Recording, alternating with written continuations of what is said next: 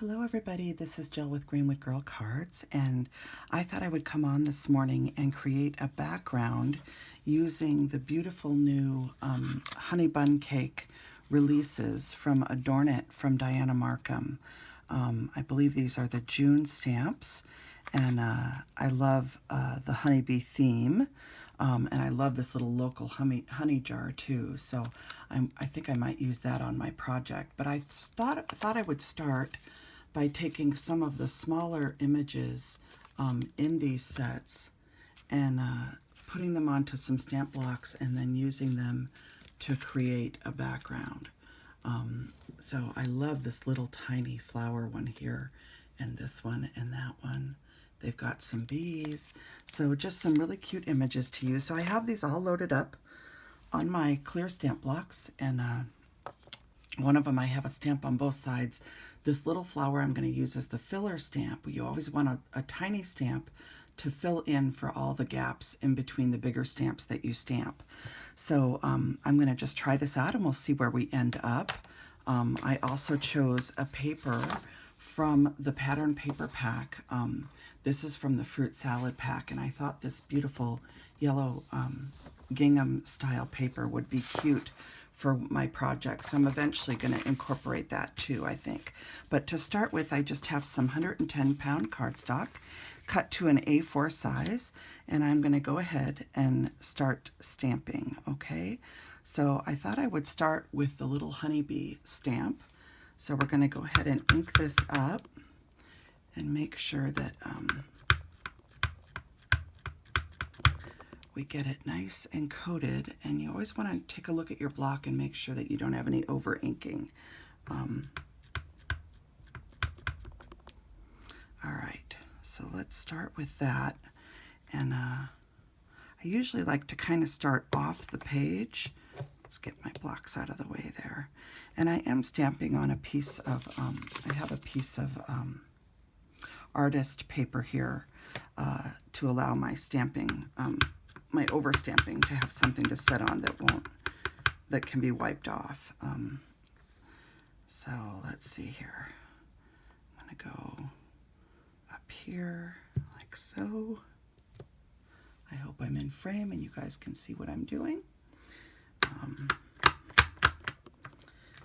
then we'll come down here. Well, let's do one in the center, kind of off-centered. All right. Then I'm going to come down here and kind of go off to the side, like so. Then we'll come over to this side here. We've already done one off to the side there, so maybe we'll go even further off, and let's rotate a little bit. Like so, and then we'll do a bigger one at the bottom coming up and just slightly off. So there we go. So 1, 2, 3, 4, 5, 6, maybe one more for 7. Let's do one more. Let's go off to the side here. Part way. Okay. So I've got some of those on there, so we'll set that one aside. And now I want to do, this is a very crisp image, so now I want to do something more flowy. So I'm going to use either this flower image or this bigger flower image. I think I'll do a couple of these bigger ones first.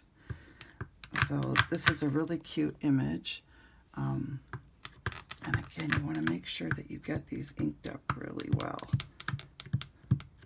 especially when it's a brand new stamp.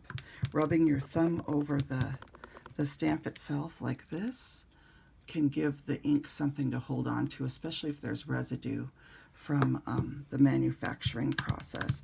You can also wipe them down with, clean them off with water and soap and let them dry before you try inking them up. So this one definitely seems to have some residue on it.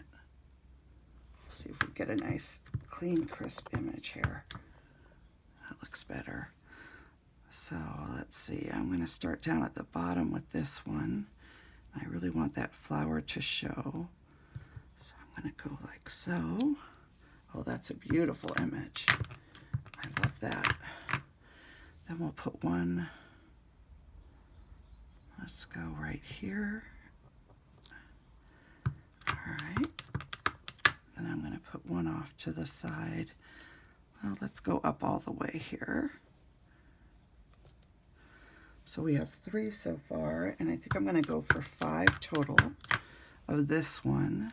It's always good to work in odd numbers. And I think I'm going to turn it and have it be this way and not completely on the paper. So I get a slightly different feel to that one. We'll do a little piece of the flower up here, just a smidge. There we go. And we have 2 full ones. Let's do another one down here, like so. And I'm trying to decide, I think I'm going to hold off doing that for the bee. So that's, I'm going to set that one aside now, and then I'm going to take this cute bee image and ink it up. Make sure again that you get really good coverage of the stamp. And I'm going to start with the bee right here.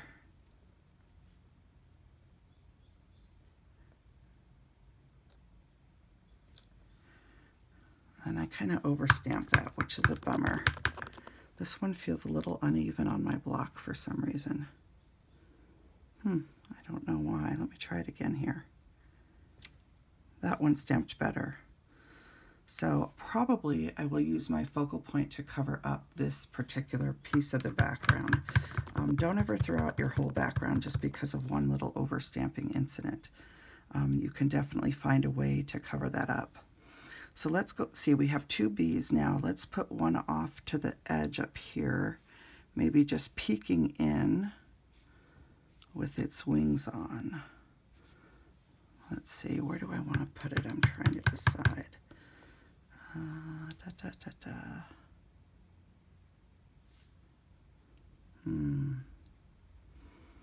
I'm going to try it right up here on the corner. There we go. And do I want, this is a fairly big stamp, so I think, I'm trying to decide if I want it anywhere else. I think I'm going to hold off. I'm going to set that one aside. And now we're going to take this big flower stamp, the bigger flower stamp, which looks like this.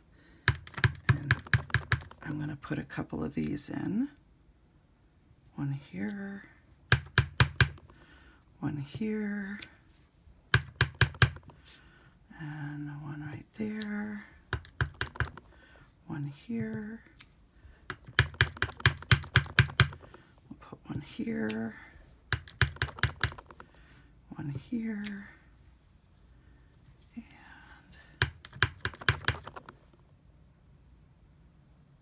let's see, I'm going to put one right up. No, I don't want to do it there. I think I'm going to do it. Actually, I think what I'm going to do is switch to the little one now. And we're going to start filling in with this little stamp. So what's nice about having a little stamp like this is that this is what's going to fill in all the other spots on your background that need a little bit more action, if you will. So I'm just going to go through here and just add these 3 little flowers in to all the spaces that are still open on my background.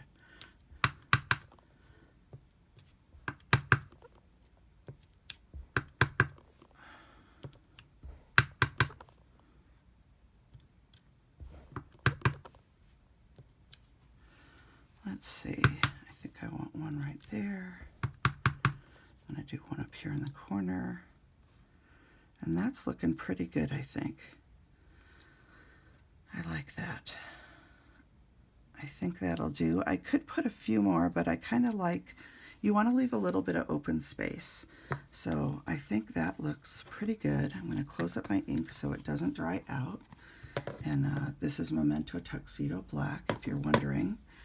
And you want to be careful that you don't have ink on your hands. But here's your finished background and what it looks like. And I'll be coloring this, and then once I have it colored, it'll be ready to use in the background of my card. And I'm thinking about putting some of this paper here, and then I'll have to decide, you know, what image. Maybe the honey jar would be really cute with Sweet as Honey. So anyway, I will come back and show you my finished card, okay? But that is how to create a background using these beautiful stamps from Adornit and Dianna Marcum's Recipe Stamp Club, okay?